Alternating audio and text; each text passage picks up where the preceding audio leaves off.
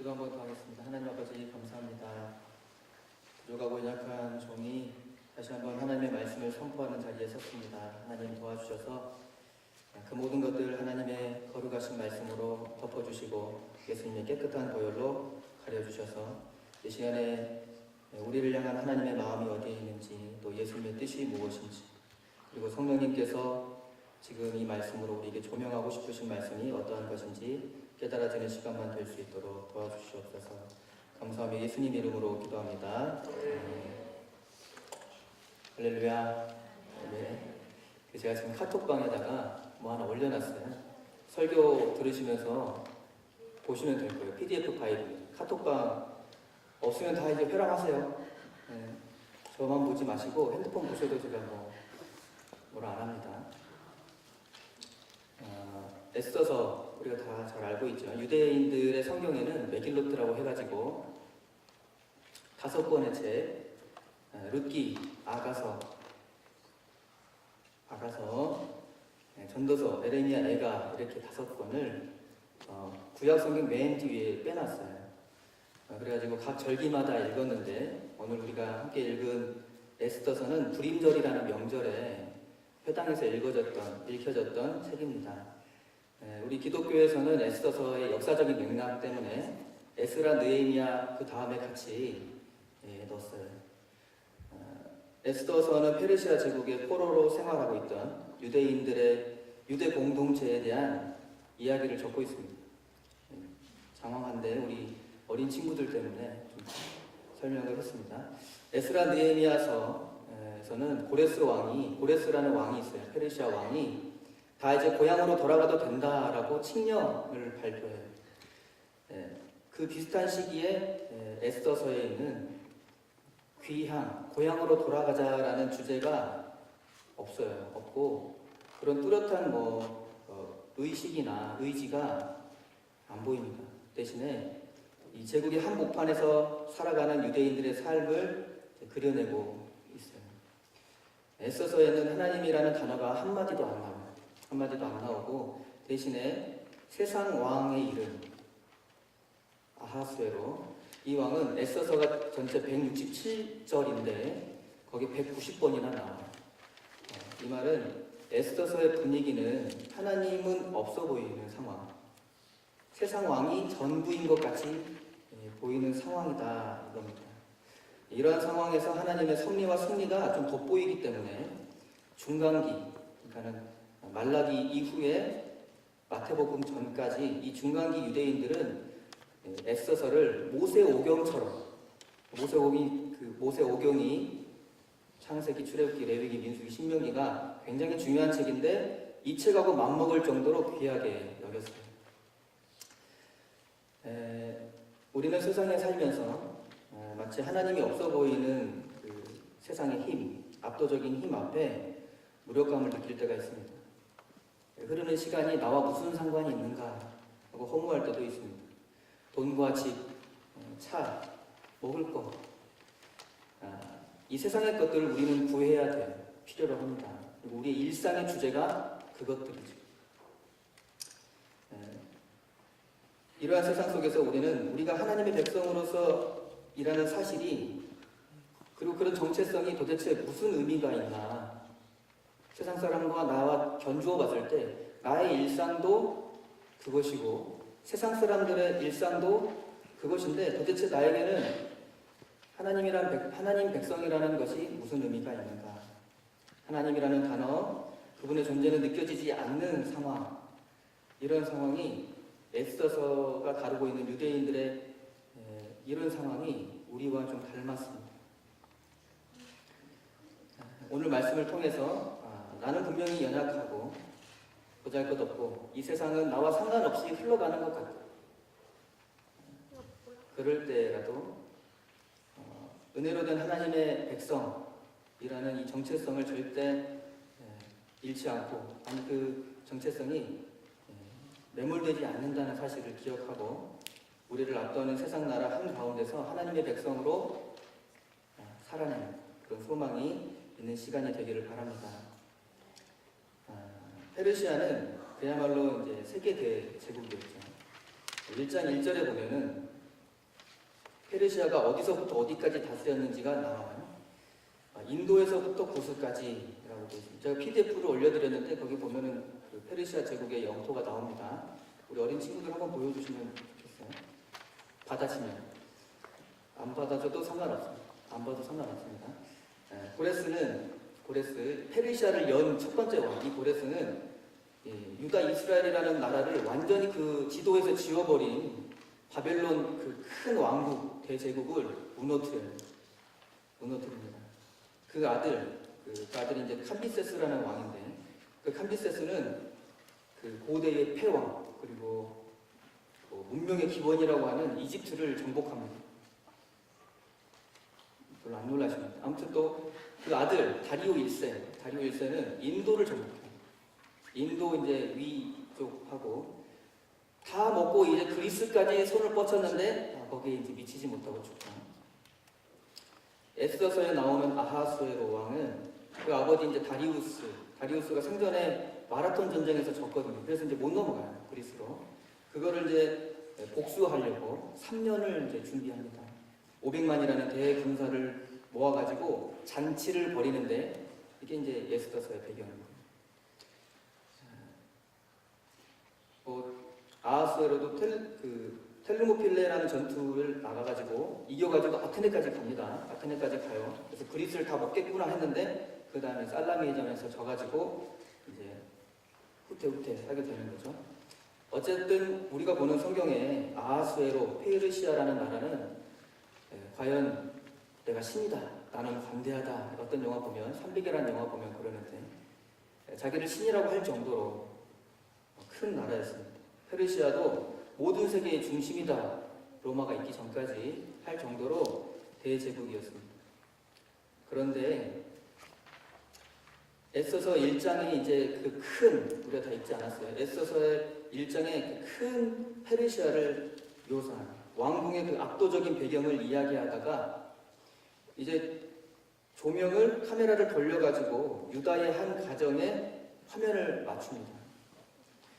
드디어 이제 하나님의 백성의 이야기가, 유다 백성의 이야기가 이제 조명이 되는 건데, 그 조명을 따라서, 카메라의 움직임을 따라서 우리가 기대를 가지고, 이 세상 나라도 이렇게 압도적인데 하나님의 백성은 얼마나 대단할까 하고 기대를 가지고 카메라를 쫓아갔는데 우리의 시선이 여러모로 실망스러운 한 인물에 딱 걸리게 되는 거예요. 그 사람이 모르드게입니다. 모르드게. 유다 이스라엘이라는 나라는 이미 그 존재가 없어진 지 오래됐어요. 유다 이스라엘은 그들과 상관없이 우리를 누가 정복해주세요 이런 마음 없이 그들이 무너졌을 때 나라가 3번이나 바뀝니다. 모르드게는 그 한복판에 살았습니다. 고레스 왕이 칙령을 내려가지고 각자의 고향으로 돌아가도 좋다. 너희들의 종교를 다시 세워도 좋다. 성전을 지어도 좋다. 이렇게 했지만 모르드게는 고향 예루살렘으로 돌아가지 않는 유대인들 중에 한 명이었어요. 페르시아에 압도당한 그들은 더 이상 유대인이 아니라 페르시아 사람이었던 거죠. 5절에 보시면 이게 읽지 않겠습니다. 5절에 보시면 우리 모르드게 가문에 대한 얘기가 나오는데 그 가문 얘기가 참 놀랍습니다. 바벨론은 애초부터 유다 사람들 중에서 포로를 지금 페르시아 얘기고 바벨론, 옛날에 바벨론 사람들이 망가뜨렸을 때 포로로 잡아온 사람들 얘기를 하는 거면 우선 왕족, 귀족, 제사장 이렇게 그런 집안 사람들만 잡아왔어요. 다시 말해서 바꿔서 생각해보면 이미 지금 페르시아 본토에 살고 있는 유다 사람이다 하면 다 글은 읽고 신학이나 다른 지식을 충분히 교육받은 사람들만 있는 거예요. 6절에 이제 보시면, 성경 보실 수 있으면 6절 한번 보세요. 6절에 보시면 모르드게가 누구와 함께 바벨론 왕 느부갓네살한테 잡혀온다고 합니까? 그러니까 모르드게가 그때 잡혀왔는지 안 잡혀왔는지 그거는 이제 신학적인 여러 가지 논쟁이 있을 수 있습니다. 그런데 오늘 성경 그대로를 따라가자면 누구랑 잡혀왔다 그래요? 유다 왕 여고냐랑 잡혀왔다. 여고냐의 다른 이름이 여호와긴. 다른 이름이 그렇습니다. 또 함께 잡혀왔던 사람들 중에 유명한 사람들이 있어요. 그 당시에 바벨론 왕 느부갓네살한테 잡혀왔던 유명한 사람.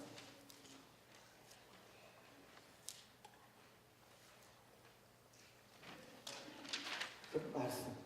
마음으로 말했어. 다니엘. 맞았어요. 다니엘, 하나님, 미사엘, 아사랴, 시드기야 이런 사람들 잡혀왔어요. 유명하죠. 모르드게가 그 사람들하고 같은 급이다 이 말이에요. 왕하고 같은 급, 제사장들하고 같은 급, 적어도 다니엘하고 같은 급이에요. 그 유력했던 가문, 모르드게의 가문은 이 페르시아의 힘 앞에서 아무런 빛도 발하지 못합니다. 더 놀랄 것이 그 이름입니다. 모르드게라 그러면 바벨론식 이름이에요. 바벨론 이름이에요. 아하스웨로라고 하는 이름은 우리말로 지금 바꾼 거잖아요. 아하스웨로. 히브리어를 우리말로 바꾼 건데 히브리어는 어떻게 돼 있냐면 아하슈에로시. 근데 이 말은 원래 페르시아 말이었겠죠. 페르시아에서는 아하스웨로를 뭐라 그랬냐면 크샤이 야르샤라고 했어요. 크샤이 야르샤. 이거를 그리스 사람들은 크세스라고 적어요. 이거를 히브리 말로 성경을 썼으니까 이걸 우리나라로 다시 수입해서 우리말로 하니까 아하스웨로. 같은 이름인데 알파벳 때문에 이름이 조금씩 바뀐 거예요. 근데 모르드게는 그거랑 달라요. 모르드게는 그런 식이 아닙니다. 음가만 바뀐 게 아니에요. 완전히 창시 개명한 거예요.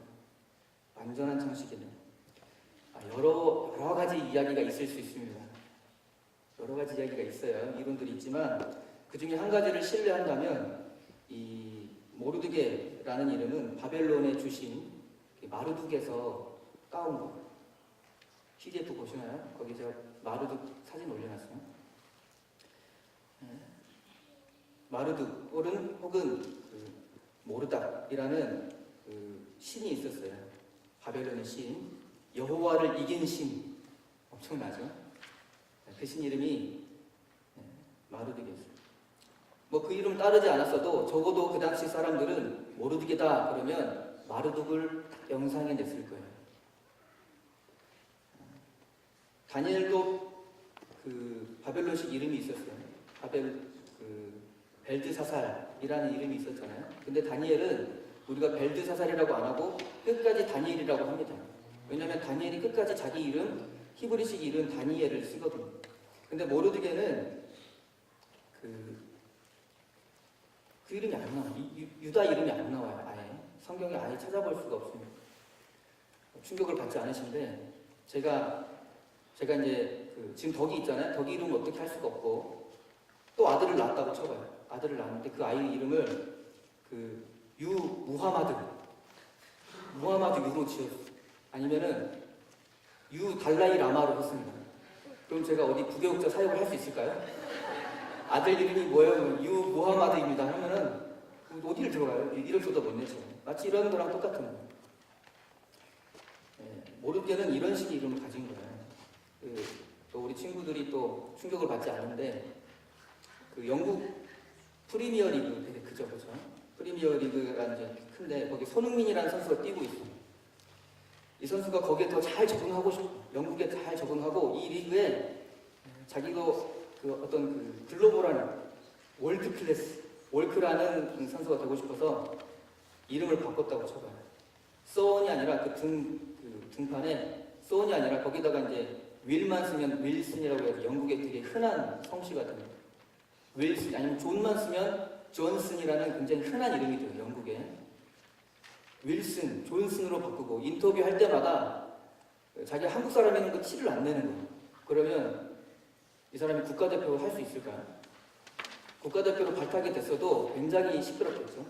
아니면 영국 머니까 가깝게 황의조 선수를 여러분 아세요? 지금 간바 오사카라고 일본 리그 J리그에서 뛰고 있는데 J리그도 엄청나게 큰 리그입니다. 근데 이 J리그에서 뛰고 있는 황의조가 일본 리그에서 잘 적응하고 싶습니다. 슛도 지금 잘 넣고 있는데 잘 적응해서 정말 에이스가 되고 싶어. 그래서 이름을 바꿔요. 황의조가 아니라 신조로.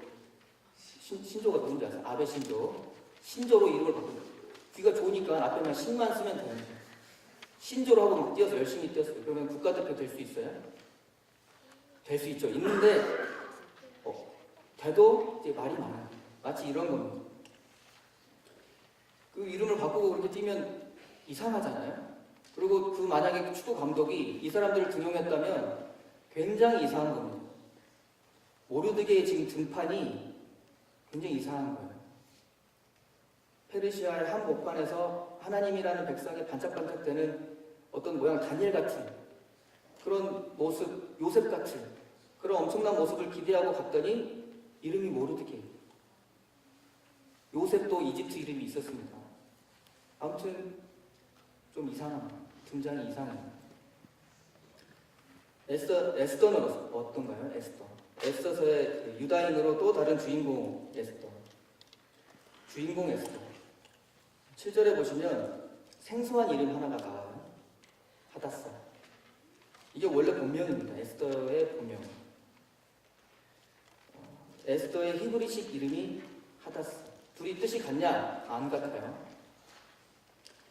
에스더에 대해서도 분분한 많은 이야기가 있을 수 있어요. 여러 가지 이론이 있습니다. 근데 그 중에 또 한 가지를 신뢰한다면 이 에스더는 이시타르에서 따왔다라고 그래요. 이시타르.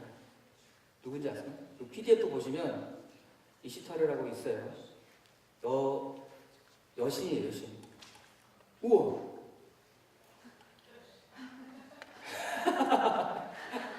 왜 나를 안 보고 저기 보나 했어. 나 다 핸드폰 볼 줄 알았는데. 이시타르가 저렇게 생겼어요. 우리 아동들도 볼 수 있을 만한 사진을 구하려고 구글링을 좀 했습니다. 다 옷을 벗고 있어요. 여신인데. 그래요. 아무튼 어떻겠죠? 또 보시면 이시타르 문이라고 해가지고 바벨론 발굴을 하는데 굉장히 큰 문이 하나 발견됐는데 저게 지금도 저렇게 있어요. 이시타르 문. 뭐 다 떠나서 그 에스더라고 해가지고 이 에스더가 페르시아 왕국에 들어갔을 때 내 이름 에스더예요 하면 다 이 여신을 생각해냈어요. 그 당시에 다른 거 생각이 안 나는 거예요. 다 연관이 되는 거죠. 저렇게 에스더. 이 이름 누가 지어줬을까요? 에스더라고. 하다사를 에스더로 개명시켜줍니다. 뭐 성경에 나오진 않지만 모르드게는 그 삼촌이자 죽은 자기 사촌 동생인 에스더를 자기 딸로 삼습니다. 관계가 어떻게 돼요? 문제 나와요. 아무튼 자기 삼촌의 딸이에요. 자기 삼촌의 딸을 자기 딸로 삼았어. 그렇습니다. 이 에스더는 모르드게의 말을 참 잘 들었어요. 순종을 잘했어요. 함께 보진 않았지만 2장 10절에 왕궁으로 들어간 에스더는 자기 출신 다 가립니다. 철저히 숨겨요. 누가 시켰냐 그거를 모르드게가 그렇게 시킵니다. 가서 절대 너 유대인이라고 말하지 마라. 하다사란 이름을 입 밖에 꺼내지 마라. 이걸 누가 입단속을 시키느냐? 모르드게가 시킵니다. 이걸 보면 에스더란 이름도 아마 모르드게가 지어주지 않았을까. 바벨론 신 이름 내가 모르드게니까 너도 바벨론 여신의 이름 이시타르로 해라. 이 에스더의 활동이 굉장히 수상합니다. 자기 출생과 출신을 딱 가리고 등장한 드라마의 인물, 거의 주인공 아닙니까? 일일 드라마에 보면 굉장히 수상하잖아요. 모르드게와 에스더가 그 정체성을, 하나님의 백성이라는 정체성을 왜 철저히 숨겼을까? 이 질문을 좀 바꿔보면 하나님은 왜 모르드게와 에스더를 세상에 매몰된 사람처럼 보이게 그냥 두셨을까? 그렇게 철저히 세상 옷을 입힌 채 왜 우리에게까지 오게 하셨는가? 왜 그렇게 하셨을까요, 하나님이? 하나님은 이 모르드게와 에스더의 이야기를 주시면서 함께 주신 것이 그들의 결말까지 우리에게 같이 알려주셨어요. 모르드게와 에스더가 세상에 압도돼 있건 없건 그들의 정체성을 숨기건 안 숨기건 간에 하나님은 세상보다 크시고 영원하십니다. 페르시아는 이미 망해 없어졌지만 하나님과 그 백성의 이름은 지금 우리에게까지 전해지고 있는 겁니다.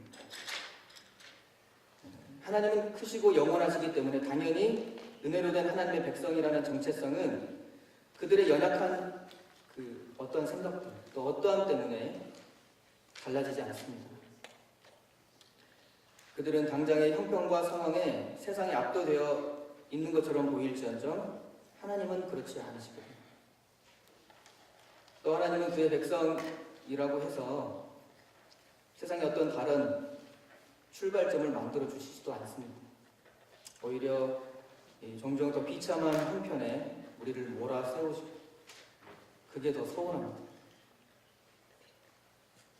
마음 같아서 하나님의 백성 유다인들 하나님의 백성들이 좀 그 세계 제국이었던 페르시아를 군사력으로 좀 무찔렀습니다. 그렇게 자기 백성들 좀 기 좀 살려주시면 안 되는가? 좀 그렇게 하나님의 백성들 부끄럽게 좀 하지 않으셨으면 얼마나 좋을까? 근데 하나님은 그렇게 스스로를 또 자기 백성들을 세우시지 않습니다. 하나님의 이름으로 죽으면 죽으리라고 그런 각오로 달려들게 하시는 겁니다. 그런데 이 상황 안에서, 이 암울한 상황 안에서 사도 바울은 고린도후서 12장 10절에 이렇게 고백을 합니다. 내가 그리스도를 위하여 약한 것들과 능욕과 궁핍과 핍박과 곤란을 기뻐하노라. 이는 내가 약할 그때에 곧 강함. 약할 때 경험하게 되는 강함. 이것은 나에 대한 게 아니라, 나에 대한 것이 아니라 하나님께서 스스로 하시는 자기 증명. 내가 세상에 막 쫄려서 힘들어할 그때에 하나님의 강함이 드디어 나타나십니다. 우리는 세상보다 못한 처지에 있는 나를 보면서 억울하기도 하고 실망스럽기도 하고 주눅도 들고 내가 여기 발 딛고 서 있는 이 땅, 그 땅 한 뼘조차도 나에게 무슨 의미가 있는가? 하지만 이러한 하나님 저만 그랬던 건 아닌 거죠. 뭐하고 있나? 지금 여기서 내가 뭐하고 있나? 하고 있는 마음이 있어서 속상했어요.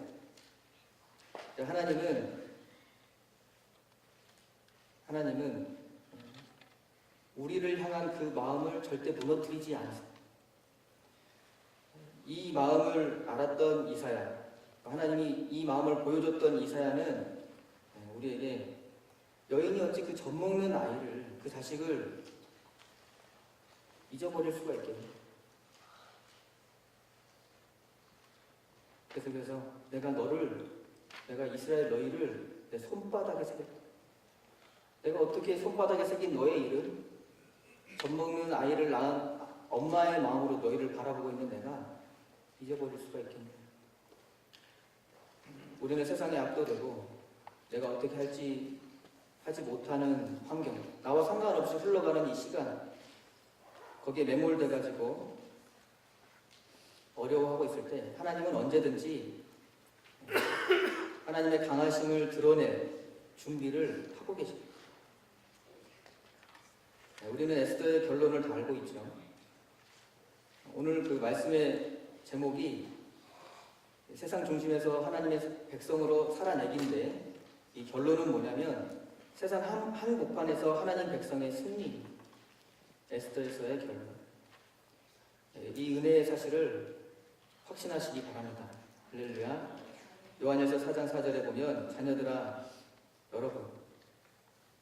여러분은 하나님께 속하였고 또 그들을 이기었습니다. 세상을 이기었습니다. 이는 너희 안에 여러분들 안에 계시는 이가 세상에 있는 자보다 크기 때문입니다. 할렐루야. 말씀을 마칩니다. 우리 눈을 잠시 가리는 세상, 또 나랑 상관없이 흘러가는 시간 앞, 내가 딛고 서 있는 이 한 뼘 안 되는 이 세상 그 위에 우리를 끝까지 놓지 않으시고 은혜의 결말을 준비해 두신 주님을 같이 봅시다. 내 삶의 의미가 없어서 또 나의 연약함 때문에 하나님은 무너지지 않습니다. 하나님의 강함을 확신하면서 세상의 중심에서 담대하게 하나님의 백성으로 그 은혜를 누리며 함께 사는 하나님의 사람, 예수님의 제자, 성령 충만한 주의 백성들 다 되시기를 기대하겠습니다.